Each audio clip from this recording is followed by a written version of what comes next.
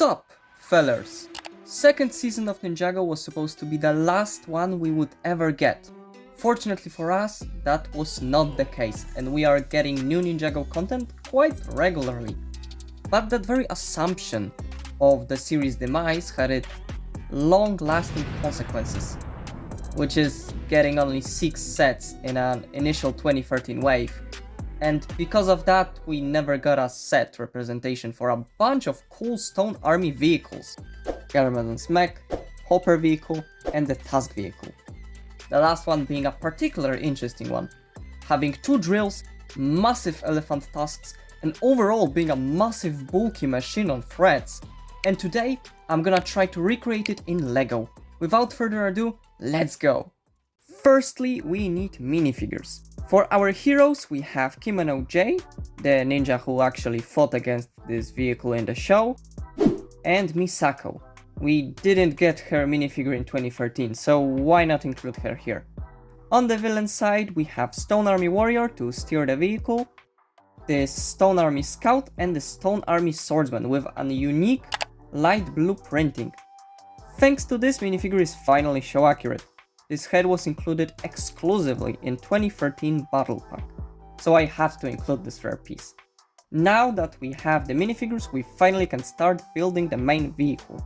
Let's start by building a sturdy Technic structure, with gears attached to the axles. Later we will use this contraption in order to transfer wheel rotation power to the drills, and make them spin while the vehicle will drive. This play feature was included in a bunch of sets, but not to spin 2 drills at once, so I hope I will be able to find a way to do so. Speaking of the wheels, we need to get frames for them. After all, the end goal will be to add threads on them. The frames hold in place 3 wheels each. I also added silver details and those slope pieces to make the frame look a bit like a thread. Speaking of threads, I encountered a bit of an issue. See, in the show those threads were dark grey, but LEGO never released any thread piece in dark bluish grey. The closest piece we got would be the link thread in right color, but making a thread out of those pieces would make it way harder, if not impossible, for our rotating drill play feature to function properly later. That is because those pieces are made out of plastic, and not rubber. So I used the second best piece being those black threads. Color-wise, it is pretty close.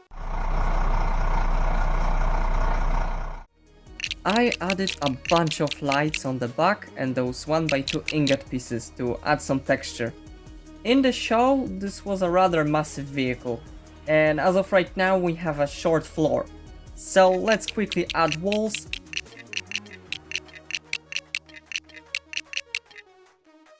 and a black floor to not leave any holes in the bottom.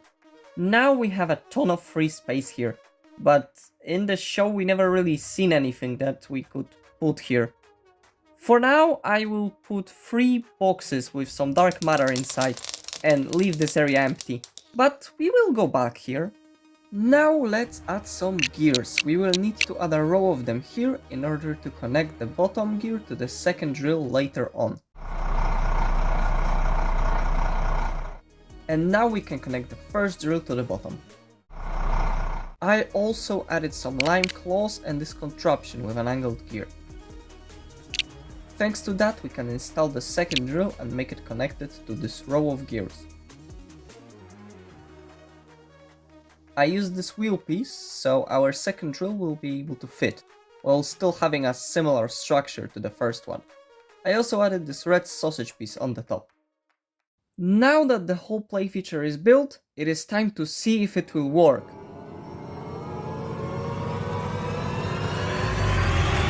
And it does!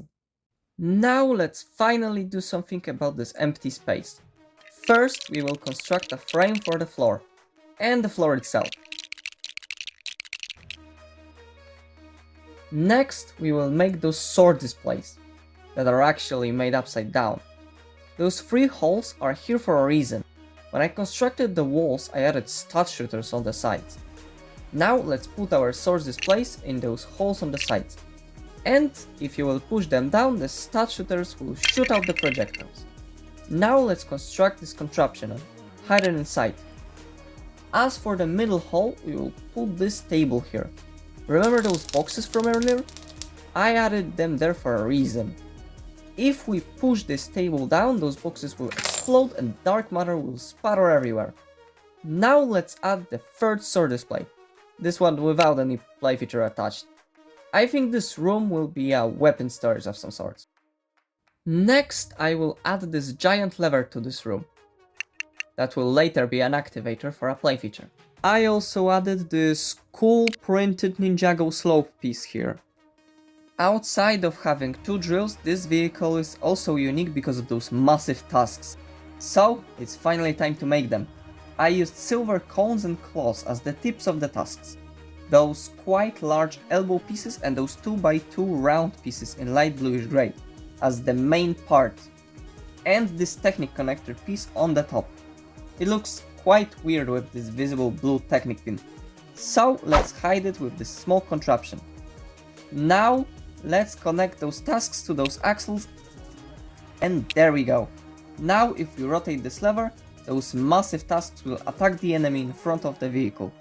It is rather useful for flipping ninjas' vehicles or pierce ninjas themselves.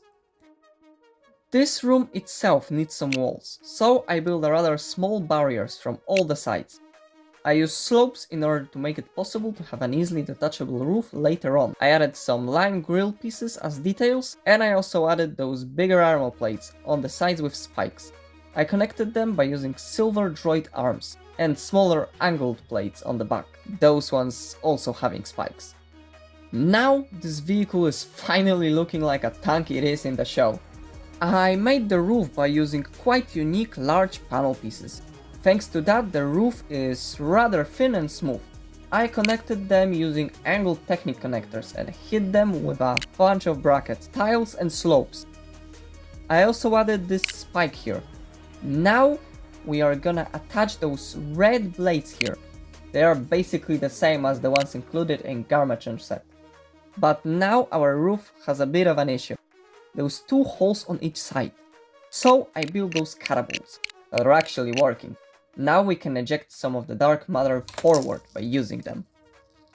As for the second pair of holes, I just added silver round tiles with soda top prints. It actually looks pretty well, and I think it is another unique piece I managed to use in this mock. I also added two claws on the back to further mask holes that appear there.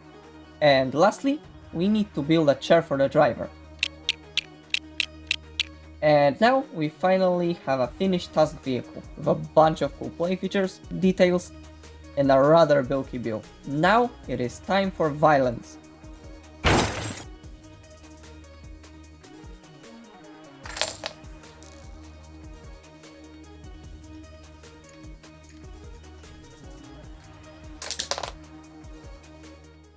This is the end of this video. Make sure to let me know down in the comments what is your opinion about this mock. Does it bring justice to the task vehicle from the show? Thanks for watching till the end and hopefully see you soon. Goodbye!